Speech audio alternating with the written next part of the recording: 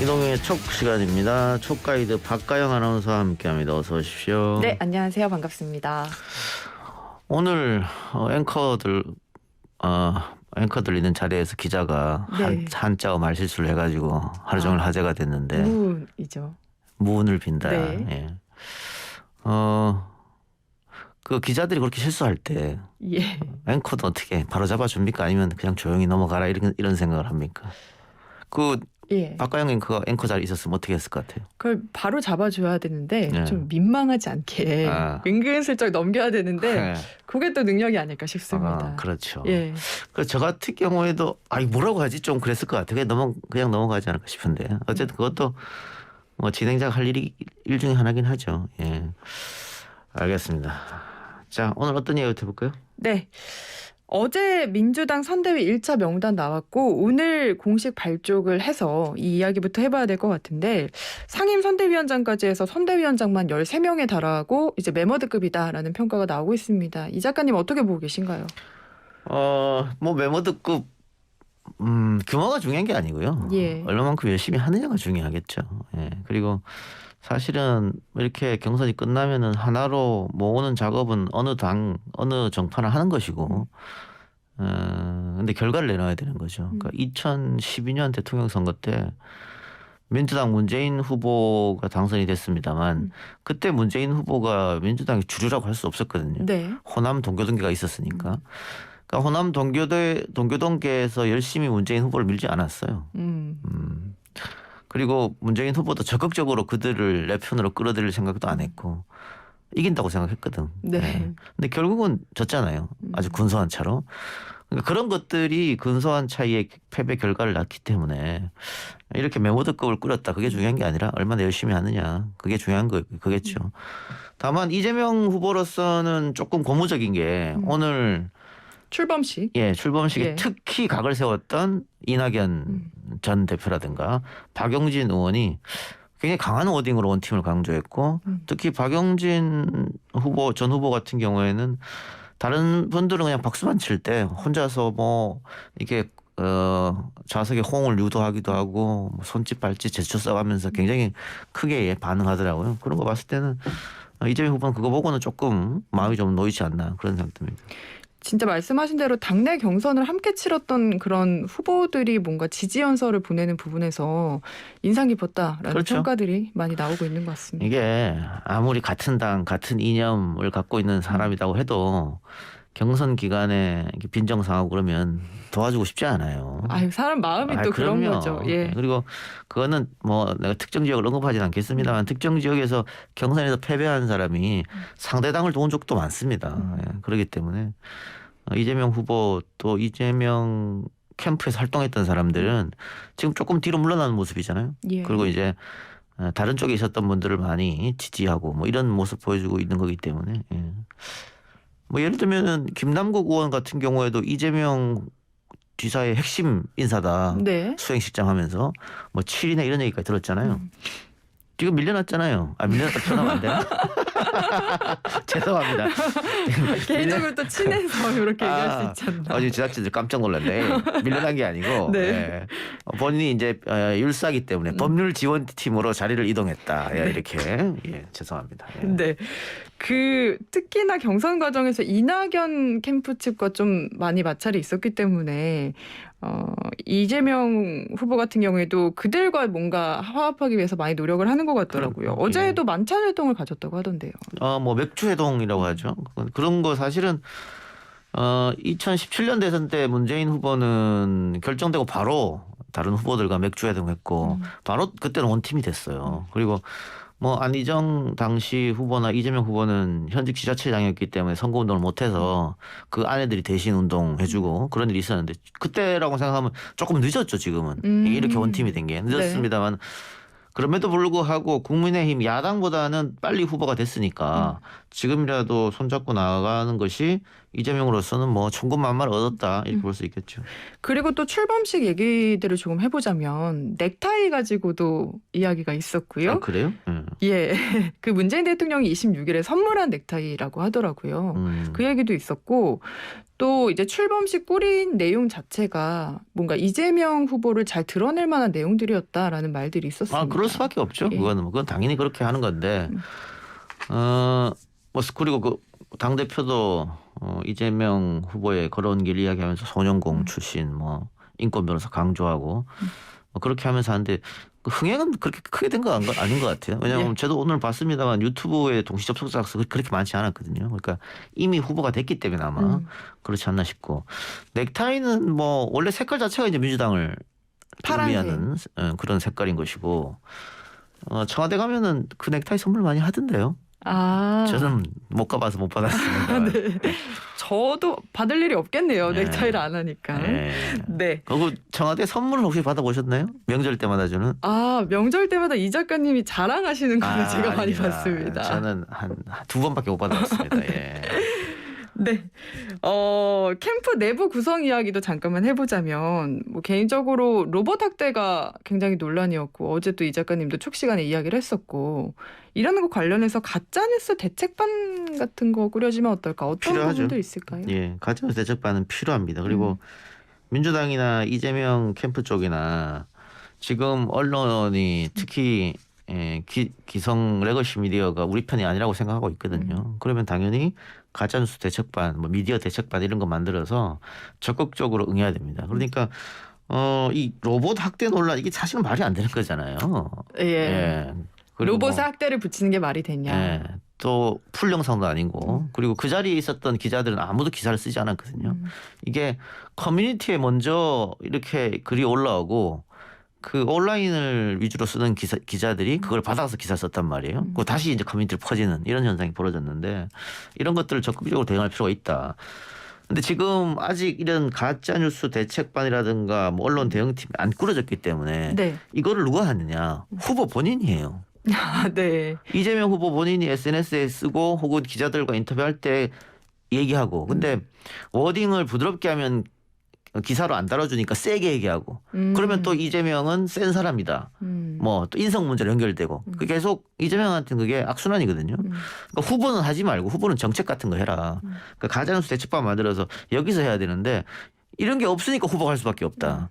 그러면 후보의 힘도 분산시키는 결과가 나오니까 이건 당에서 당연히 꾸려야 되지 않느냐, 그런 생각이 듭니다. 마찬가지죠. 뭐 국민의힘도 이제 정식 후보가 한 명이 되면 굳은 일은 당에서 해야 되는 거예요. 그리고 빛나는 일은 후보한테 넘기고, 네. 예. 그리고 욕 얻어먹을 일은 사실은 우리가 이런 거 기획했다라든가 모두 덤탱이 쏘고, 그게 원팀이 아니겠어요? 결국은 정권을 잡으려고 하는 거니까 그런 게 필요하다고 봅니다. 네. 그리고 외부 인사 영입도 이제 계속 이뤄질 텐데, 지금 이재명 후보에 도움이 될 만한 외부 인사는 좀 어느 쪽이 영입이 돼야 된다고 보십니까? 그런, 예를 들어서 누구 외부 인사를 영입해서 지지율에 도움이 되고 뭐 판이 흔들리고 그런 사람이 있었으면은 기존 진작에. 당연히 다 했겠죠. 예. 그런 사람 은 없어요. 찾아도 없습니다. 네. 몰라요. 뭐 김연아 같은 사람을 데리고 오면 모를까.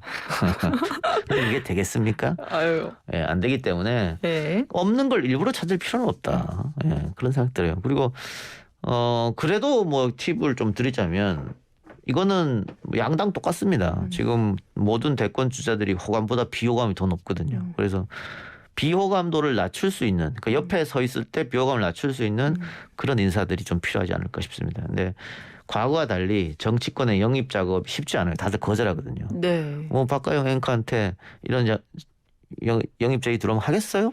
안 하죠. 당연히 저도 안 합니다. 네. 그런 걸 왜 합니까? 다들 그런 상황이기 때문에, 그만큼 우리 대한민국 정치에 대한 불신을 우리 국민들이 강하게 가지고 있기 때문에 기존에 있던 사회적 저명 인사, 그러니까 뭐 셀럽이든 사회적 저명 인사를 데리고 와야 어느 정도 도움이 되지 않겠어요? 무명인 사람을 데리고 올 수는 없잖아요. 근데 그런 사람들 정치권 안 오려고 할 것이다. 쉽진 않을 거예요. 네, 알겠습니다. 이제 다음으로 국민의힘 이야기로 넘어가 보겠습니다. 지금 당원 투표가 진행 중인데 50%를 돌파하면서 좀 뜨거운 상황이거든요. 그래서 높은 투표율을 두고서 각 캠프가 다 자기한테 유리하다라고 이야기를 하고 있더라고요. 뭐 아전 인수식 해석하는 건데, 제가 어제 첫날 투표율이 높으면은 홍준표한테 유리하다 뭐 이런 얘기 했었습니다. 근데 지금 50%를 이미 넘었으니까 예. 이러면 상당히 높은 투표율이거든요. 최종적으로 투표율이 높으면 윤석열 후보한테 유리하리라고 보여져요. 아, 그리고, 예. 네. 그러니까 고연령층이 윤석열 후보를 많이 지지하고 있고 그분들은 첫날에 투표보다 조금 뒤늦게 투표할 가능성이 좀 더 높거든요. 예. 거기다가 아무래도 조직표 논란이 좀 있습니다. 홍준표 후보는 조직이 없잖아요 지금. 예. 예. 없으니까 국민의힘 대다수 의원들이 가서 지금 멤버드급 꾸리고 있는 윤석열 후보 즉 조직이 세다. 그러면은 뭐 조직표가 또 늦게 발동하면 투표율이 높아질 수밖에 없고 그렇게 된다면은 최종적으로는 윤석열이 더 유리할 수밖에 없지 않겠느냐 그런 생각 듭니다. 네. 그런 가운데 지금 홍준표 캠프에서 윤석열 캠프가 마치 당에서 공식적으로 윤 후보를 지지하는 것처럼 이제 전화를 돌린 부분을 가지고 문제를 삼고 있잖아요. 근데 이 부분을 두고서 이제 정당한 활동이다, 선거 운동이다라고 또 윤 후보 캠프 측에서는 이야기를 하고 있어서 좀 어떻게 이 상황 보고 계십니까? 아니 이건 뭐 민주당도 그랬어요. 예. 민주당도 그랬는데 이것 때문에 뭐 세게 붙긴 하겠지만 이것 때문에 뭐 경선 결과가 나왔을 때 불복을 하고 불복은 안 할까요? 그럴 수는 없다고 봅니다. 예. 그 이인재 씨가 과거에 그렇게 한번 하고 나서 뭐 이인재 방지법 등등으로 인해서 불복해서 살아남을 수 있는 정치인은 없어요 이제는. 예. 그렇기 때문에 시끄러워지더라도 시간이 좀 걸리더라도 국민의힘도 원팀이 될 수밖에 없다 그런 생각이 드네요. 네, 알겠습니다. 어쨌든 이제 윤석열 후보가 될지 홍준표 후보가 될지 다른 후보들도 있지만 좀 조만간 결정이 날 것 같은데 지금 이 변수로 얘기가 되는 게 김종인 전 비대위원장 합류와 안철수 대표 단일화가 많이들 거론이 되더라고요. 여기에 대해서는 어떻게 전망을 하십니까? 저는 뭐 김종인 비대위원장이 국민의힘에 합류하냐 안 하냐 뭐 거의 합류한다고 보고요. 예. 그래서 큰 변수가 안 된다. 그거는. 홍준표 후보가 되더라도요. 홍준표 후보가 되면 좀 달라지겠습니다만. 예. 예.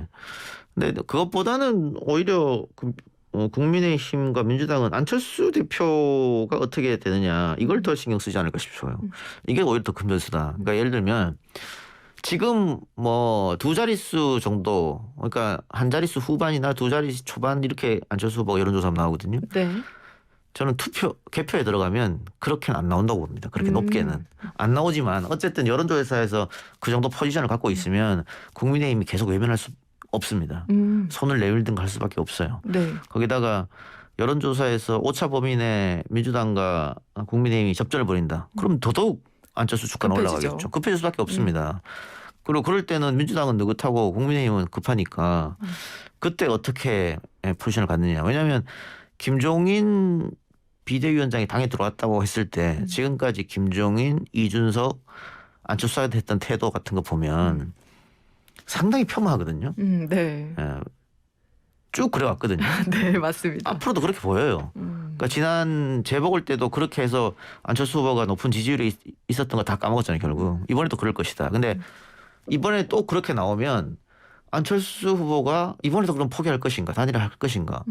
저는 그렇지 않다고 봐요. 단일화 안 할 거다. 그러니까 계속 그렇게 공격을 하면 지난번처럼 네. 계속 공격하면 안철수 후보는 끝까지 할 수도 있다. 그러니까 국민의힘 지도부의 스탠스가 어떠느냐 이게 굉장히 중요합니다. 후보보다도 그게 더 중요할 수 있어요. 그래서 안철수 후보가 나오기로 결정했기 때문에 굉장히 큰 변수가 됐다. 이게 심상정 후보는 어쨌든 안 주잖아요. 그럼 기정사실 아닙니까? 그러면 지금의 3파전에서 4파전으로 가는 거잖아요. 4파전으로 가게 되면 불리하죠, 국민의힘이. 어떻게든 안철수 후보가 안 나오게끔 혹은 합당이나 단일하게끔 만들려고는 그 노력이 필요한 거죠. 지금 뭐 이준석 대표는 내가 먼저 단일화 요구하지 않겠다고 했지만 네. 아니요, 먼저 할 겁니다. 예, 그럴 수 없어요. 예. 네. 근데 이게 국민의힘 지도부 태도와 상관없이 뭐 얼마 전에 예전에 당 합칠 때도 그렇고 이제 안철수 대표가 뭔가 그런 화합이랄까 합동에 대해서 좀 융통성이 있는 편은 아니잖아요. 그렇죠. 이런 건 변수가 좀 안 될 거라고 보시나요? 안철수 후보가 정치권에 입문하고 안철수 후보가 같이 한 사람이 상당히 많습니다. 지금 제가 꼽으라 해도 한 20명 꼽을 수 있어요. 네. 지금 옆에 아무도 없어요. 예. 윤석열 후보가 홍준표 후보에게 비슷한 이야기를 했죠. 그 주위에 왜 이렇게 사람이 없냐, 배신 잘 당하는 거 아니냐 이런 얘기했는데 안철수 후보도 마찬가지인데 어쨌든 그거는 지적받을 문제점이죠. 리더십이 문제가 있는 거죠. 왜 사람들이 다 떠나냐, 문제가 있는 거 아니냐. 근데 스스로가 그렇게 공격받고 고립되면 될수록 완주하고 싶은 생각이 더 들 수가 있거든요. 네. 그래서 자극하면 안 된다는 얘기죠. 국민의힘에서는 안철수 후보를 완주할 때까지 완주하도록 자극해서는 안 된다는 얘기입니다. 네, 알겠습니다. 마지막으로 좀 논란이 된 발언들 짚어볼 텐데요. 윤석열 전 총장이 마지막 TV 토론에서 한 식용계 발언도 계속 좀 이슈가 되고 있습니다. 이재명 후보가 여기에 대해서 날 때부터 식용인계는 없다. 그런 식으로 구분지어서는 안 된다고 얘기를 했더라고요. 근데 이게 윤석열 후보의 이런 발언이 논리적이나 이성적이나 논쟁을 할 수 있는 사안이었어요. 근데 과연 윤석열 후보가 이 논쟁에 대해서 잘 알고 이렇게 말했을까? 그거 아닌 것 같거든요. 네. 그러니까 예를 들면 뭐 브릿지 발언도 얘기하면서 육식이 선택적 육식이냐 이런 걸 몰고 갔으면 우리 사회 논쟁이 좀 되거든요. 지금까지 논쟁거리였고. 근데 네. 갑자기 반려견과 식용견은 다르다고 얘기를 해서 이건 좀 고개를 갸우뚱했다. 특히 반려견을 키우는 사람이잖아요. 윤석열 예, 후보가. 맞아요. 거기다가 바로 그 직전에 로봇개 논란이 있었잖아요. 로봇개 학대 논란. 로봇개를 뒤집은 거는 학대다. 감수성이 없다. 이렇게 때렸는데 실제 살아있는 동물을 식용한다라고 말한 거는 이건 크게 논란이 안 되거든요. 네. 이렇게 보면 딱 비교가 되니까 이거는 윤석열 후보의 또 실수가 맞죠. 이게 충분히 논쟁적으로 끌고 갈 수 있는 사안이었는데 워딩을 식용이라는 단어를 붙이는 바람에 이게 논쟁적이지 못했다. 다만 이게 표심에 작용하겠느냐 유권자에 그렇지는 않다고 봅니다. 아, 네. 이것 때문에 예를 들어서 1번 찍을까 윤석열 찍을 사람이 홍준표 찍는다? 저는 그러기엔 좀 어렵다고 봐요. 그리고 너무 늦게 터졌어 그러기에는. 네. 예. 근데 뭐 본경선에서는 또 이슈가 되기에는 과거 일이 되는 걸까요? 아, 본투표에서는 영향받을 수 있겠죠. 뭐 예를 들면 지금 왜냐하면 이재명 후보가 이 개식용 금지 그리고 모란시장이 성남에서 굉장히 큰 보신탕 시장이었잖아요. 뭐 그거 정비 사업. 네. 그래서 민주당 경선 때마다 개 사육업자들이 경선장에 몰려와서 이재명 나오라 그러고 들어눕고 막 그랬단 말이죠. 예. 그리고 반려견에 대한 공약도 지금 내놓은 상태예요. 그러니까 본선 가면 만일 윤석열 후보가 본선에 올라와서 이걸로 뭐 토론이나 어떻게 됐을 때 이야기할 수 있겠죠. 이재명 후보가. 그래서 윤석열 후보가 말을 바꾸면 그때는 왜 그렇게 얘기했냐. 또 이렇게 할 수도 있기 때문에 이재명으로서는 훌륭하게 본선에서 이용할 수 있는 카드가 될 겁니다. 또 굉장히 많은 분들이 또 반려견을 키우잖아요. 예, 맞아요. 예. 그런 분들한테는 굉장히 먹힐 수 있는 사안이죠. 예선에서는 그렇지 않겠습니다만 본선에서 특히 중도층한테는 먹힐 수 있는 카드가 된다. 그렇게 보여요. 네. 어쨌든 이 식용계 발언도 그렇고 전에 있었던 무속 논란도 그렇고 이런 문제의 발언들 끌어낸 게 다 유승민 후보였거든요. 아, 그렇습니까? 예. 네. 근데 오늘 유 전 의원이 20대 남성들을 겨냥했다고 봐야 되는 건지 이제 배우 김선호 씨와 전 여자친구 사이의 논란이 굉장히 이슈지 않습니까? 여기에 대해서 남성을 잠재적인 가해자로 보면 안 된다라는 얘기를 했습니다. 이건 어떻게 평가를 뭐 하십니까? 전략적으로 이야기하는 거죠. 지금 2030 남성들이 재보궐 이후로 국민의힘에 많은 지지를 하고 있고 또 신규 입당자도 상당히 많은데 바로 이런 스탠스 때문에 그런 거거든요. 네.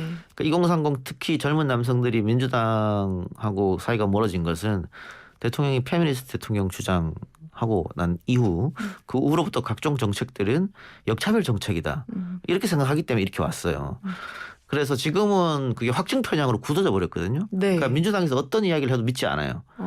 근데 국민의힘이 이렇게 하면 믿는단 말이지. 역시 국민의힘 이렇게. 근데 이렇게 얘기하면 또 반대로 여성표는 어떻게 하냐. 그거 국민의힘 한번 생각해 봐야 됩니다.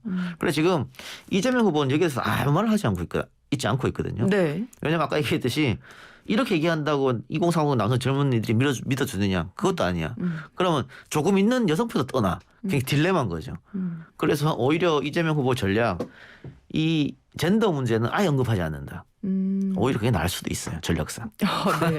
후보들이 다 전략적인 발언을 많이 하는 아니 거예요. 뭐 이겨야 되니까. 네. 그렇다고 봅니다. 알겠습니다. 자, 오늘 촉은 여기까지만 하죠. 지금까지 화요일 촉가이드 박가영 아나운서와 함께했습니다. 수고하셨습니다. 네, 감사합니다.